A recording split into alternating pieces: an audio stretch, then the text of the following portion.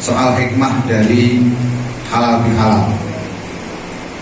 Bapak Ibu sekalian, memasuki bulan Syawal berarti kita bersama-sama memasuki yang namanya masa-masa indah di mana kita semua berada insya Allah dalam kondisi yang suci dari berbagai macam dosa-dosa kecil yang telah kita lakukan.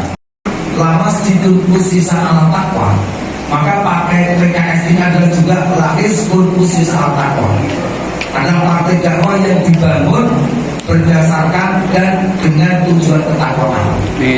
Makanya kita itu lagi, karena kita ada partai dakwah yang didasarkan pada ketakwaan, maka dalam perilaku berpolitik kita maka juga harus berdasarkan asas-asas ketakwaan, yaitu bersedekah, membantu, menolong, ya, memperhatikan orang-orang yang ada di sekitar kita, baik dalam ketika kita berpesta demokrasi maupun ketika sedang tidak berpesta demokrasi. Nah, ini saya kasih resep. Kalau ada tetangga jenengan, ada warga di sekitar jenengan benci PKS, jangan dibenci. Mengkritik PKS terimalah dengan lapang dada, jangan dihadapi dengan emosi, dengan lapang dada.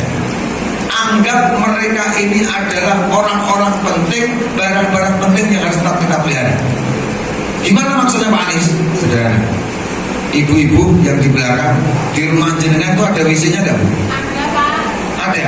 2 apa 1? 1 kurang. Tadi, ketika sebuah rumah, seindah apapun itu rumah, ada kamar tidurnya, ada ruang tamunya, ada terasnya. Nek ora WC-nya kira-kira repot kan? Repot ya, tonggo jenengan sing senengane ngono anake jenengan ku WC gitu. Artinya mereka itu WC yang harus kita pelihara. Artinya kalau jenengan di rumah punya WC kok ora dikosek, ora diopeni, tidak dikasih pewangi, ya akhirnya menjadi bau. Sama teman, saudara, sama ande tolak, family, tetangga, sing senengane main duar jenengan iki aneh-aneh, kok ora padha liyane. Gitu, liyane partai hijau kok kuwi tidak PKS barang, kan itu makhluk aneh. Nah itu mereka itu adalah WC yang harus tetap dipelihara. Jadi saya ini termasuk WC jenengan gitu loh. Jadi termasuk Mas Hafiz undang saya ini kan memelihara WC gitu kan. Biar rapatnya mampu gitu kan. Maka dalam konteks wal afina anin nas itu kita harus pakai konsep kita adalah orang-orang yang lebih suka memberi maaf daripada meminta maaf. Kader-kader PKS Kecamatan Tumpang jenengan seneng disolati apa nyolati? Seneng disolati? Itu kalau kita hidup di dunia ini masih senang untuk nyolati, bukan orang yang disolati, maka mari dalam perjuangan partai ini kita menjadi orang yang selalu berada di garda terdepan, memberi, menolong, membantu, bukan orang yang diberi, ditolong dan dibantu, tapi kita menjadi orang-orang yang aktif. Dan jenengan semuanya ini di konteks Indonesia ini ya, dengan keberagamannya jenengan adalah para pemimpin-pemimpin garda terdepan dari orang-orang yang beriman. Sama bidzalika ba'du sahabat. Siapa yang memberi gelar itu adalah sebagian besar sahabat. Ini belajar sejarah dulu. Wakilalan dan ngendikake innahu ya, saat temene hu itu artinya gelar Amirul Mukminin. Qala linnasi min ba'di qadari. Terjadi muncul karena Sayyidina Umar bin Khattab itu sering menyebut dirinya Amirul Mukminin. Ya, jadi dalam beberapa khotbah Sayyidina Umar bin Khattab itu dulu mengatakan gini, ayyuhanas, para manusia, antum al-mukminin, kalian semua adalah orang-orang yang beriman. Wa ana amirukum, dan aku adalah pemimpin kalian. Maka kemudian waktu itu masyarakat, publik, para pemilik menyebutnya Amirul Mukminin. Sejarahnya begitu. Ya.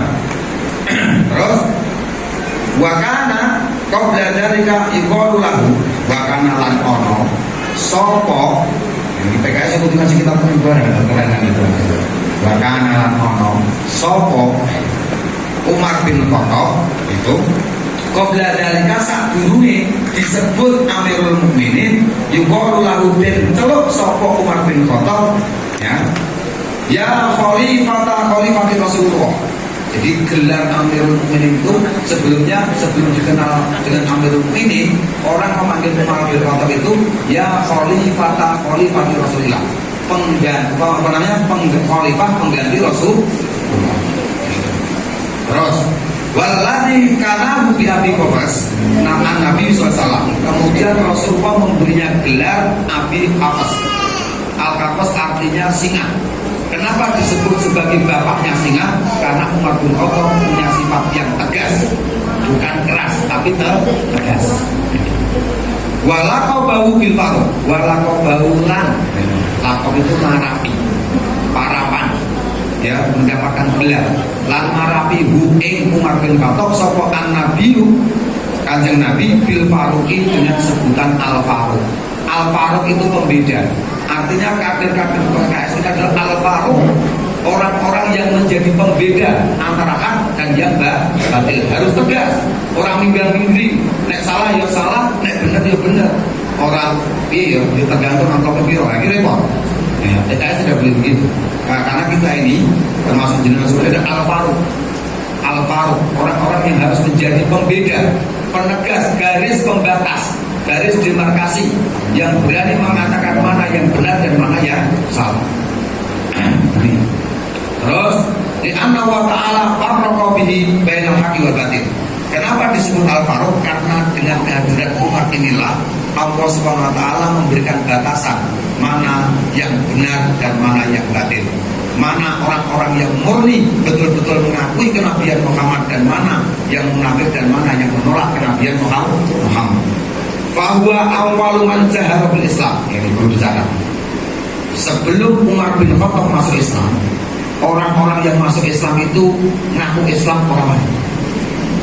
Di lingkungan Mekah, gampangannya waktu itu ibaratkan Islam itu PKS. Waktu itu belum ada wong wani ngaku PKS. Nah, Umar ini dengan terus terang masang bendera besar di depan rumahnya, aku PKS, kira-kira gitu.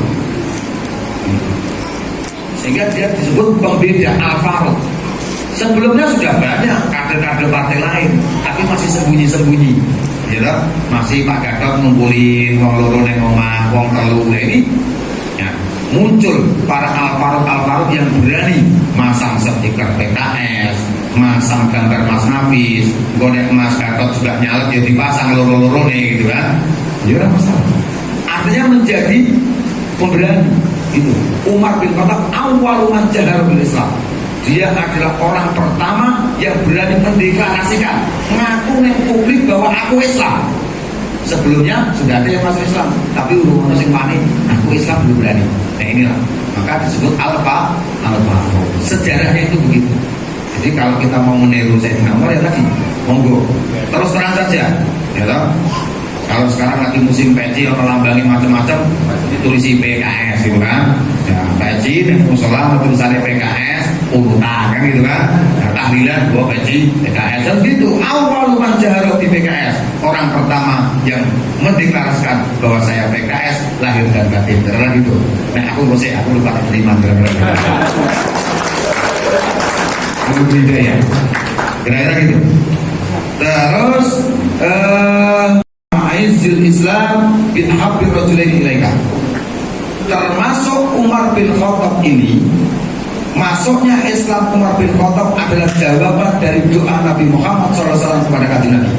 Jadi situasinya waktu itu Kanjeng Nabi adalah orang-orang yang sudah masuk Islam itu sakit. Orang pada ketakutan. Orang pada ketakutan. Sama dengan semua hari ini. Orang aku PKS wedi. Wedi dikerutukin, wedi dirabi undang tahlilan, wedi dirabi undang kondangan kan gitu. Neng masjid di kiri kan gitu, kira-kira gitu. Banyak fenomena itu sama lah persis keadaannya. Di mana-mana pasti fenomena seperti ada. Nah, ini agama Islam. Nek sampai ini terus susah berkembangnya. Maka dia mohon kepada Allah, ya Allah, berikanlah kepada kami ini, kelompok orang-orang yang beriman ini, salah satu dari dua orang hebat yang ada di kaum Quraisy. Orang yang memiliki keberanian, muga-muga salah satu dari dua preman kaum Quraisy itu melebu, gitu. Melebu PKS, gitu. Supaya kami punya kekuatan, supaya kami punya power. Nah, dijawablah yang diminta oleh Rasulullah, ahabur rajulaini.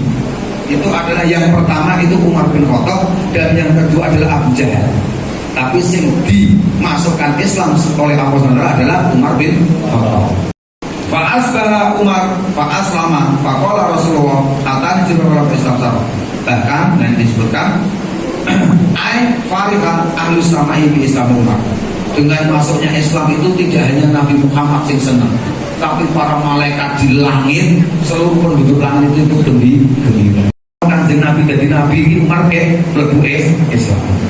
Jadi tidak, dan selama 5 tahun atau 6 tahun itu orang Islam aku Islam kurang.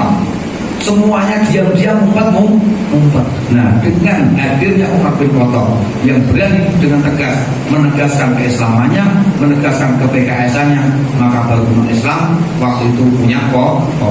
Nah, ini wasababuhu. Nah, ini penting. Annahu lamma balaghahu Islam ukhtihi Fatimah wa zawjiha Sa'id bin Zaid qasadahuma liyu'aqibahuma. Nah, kata ini wasabu bulan utawi sababe mlebu Islam Umar bin Khattab itu annahu lamma balaghahu Islam ukhtihi, ketika dia mendengar adine wedok mlebu PKS sak bojone. Jadi iki ceritane gambarane ana preman tatoan ya, rambutnya gondrong. Wis pokoke ning desa iki wedi kabeh wong. Lah krungu-krungu adine iki mlebu PKS sak bojone. Lha kan mumpung-mumpung, wah kowe wis kerucut saka gendrongan.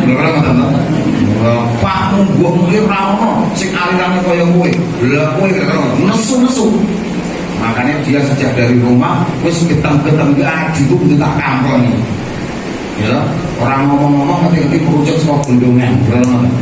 Nah, disinilah Alkisah dramanya dimulai. Ya, aduh, malah hilang. Jadi ketika kita sekarang mau satu ngaji di situ apa? Umar bin Khattab akhirnya datang ke rumah adiknya. Ketika di jalan itu dia sudah punya amarah yang besar. Pokoknya aku ketemu langsung tak keplai gitu. Ketika melihat kakaknya datang budak ini, ya kan? Fatimah ini kan, dia bingung lah. Ini bahaya ini. Ini mesti aku disengeni, bojoku iso dikeplai gitu kan. Maka kemudian inilah awal mula munculnya sejarah nek jenengan wedi maca saisa-isane gitu kan. Disitulah Fatimah kemudian membaca beberapa ayat Al-Quran. Ketika kami duduk-duduk dari maca ayat kursi gitu itu ngegono setan teko gitu kan. Ini sejarah maupun awal di kemudian maca ayat saisa-isane. Nah, ketika mendengar adiknya yang membaca lantunan Al-Quran inilah tiba-tiba hidayah Allah itu turun. Tadi murotal kayak tadi itu. Jadi nek ana wong galak-galak membaca Al-Quran itu artinya terbuka. Maka sejak itulah kemudian Umar bin Khattab terenyuh merasakan kedamaian mendengar bacaan Quran adiknya Rasidul Nesu. Malah menyatakan, "Dek, kok kaya sing tak waca ki penak men. Kayane kaya kuwi sing bener. Wis aku mlebu Islam." Saking bungae adine niki ngejak kami Umar bin Khattab ngeten Kak Mas. Nek jenengan pancen arep bayar kudu PKS ayo dilakoni Mas Nafis. Apa yang Pak Gatot gitu. Dijak sowan Kanjeng Nabi. Lah di rumahnya Kanjeng Nabi waktu itu sudah berkumpul para sahabat. Umar bin Khattab datang karo adine sing wedok karo bojone karo gandengan sing ning jero omahe Kanjeng Nabi iki wis ratapan. Waduh, bahaya iki. Mesti awake dintai ora ngono. Karena bayangannya Umar itu sangat. Lah kok teko karo adine nuntun. Wah, itu kita rapat konsolidasi di Firman Nabi loh. Ono mantap kok bahaya gitu. Disitulah kemudian Fatimah menyatakan kepada Kanjeng Nabi sepindah pulau sowan dengan kapung pulau kabar gembira. Menika kakang pulau saat ini pun untuk PKS Ramadan. Wah, wong sing do teko sujud syukur kabeh termasuk ahli sama Allahumma. Semoga keajaiban itu terjadi di tempat kita. Oke, cukup. Terus kurang ngaji. Jadi mohon nanti saya diundang lagi dibuatkan forum pengajian PKS berbasis kitab kuning alat torek santri gitu kan. Nah, ben produk pinter ben rapate dianggap sing aneh. Masuk? Anggaran ditanggung DPR. Promosinya ngono Mas ya.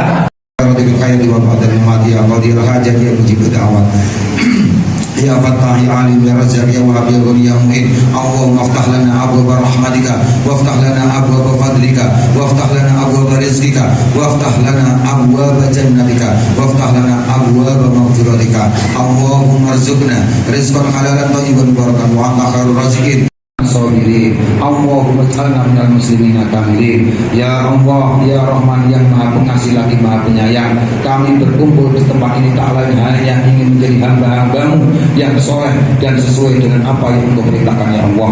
Kami berkumpul di sini untuk bersatu, menyatukan kekuatan, menyatukan potensi untuk berjuang demi kemakmuran umatmu, demi kemajuan agama ya Allah. Maka berkailah perkumpulan kami pada hari ini ya Allah. Berkailah seluruh aktivitas kami, rahmatilah dan berkailah, sayangilah seluruh pemimpin-pemimpin kami, mudahkanlah urusan-urusan mereka ya Allah. Rabbana atina min ladunka rahmah wa hayyi lana min amrina rashada wa hiyatika min kulli syaitanir marid. Allahumma ij'alna fitnah wa hiyatika ya Allah min kulli syaitanir marid wa min kulli bala'in syadid. Allah ya Tuhan kami titipkan agama kami, anak turun kami, kakek kami dan seluruh aktivitas kami kepada ya Allah dari godaan-godaan setan yang terkutuk ya Allah, dan jauhkanlah kami dari bala, dari bencana yang bisa menyengsarakan kami di akhir kami ya Allah. Allahumma jami'na bisik wal afiyah, berikanlah kesehatan dan keafiatan kepada kami ya Allah. Allahumma jami'na bisik wal afiyah.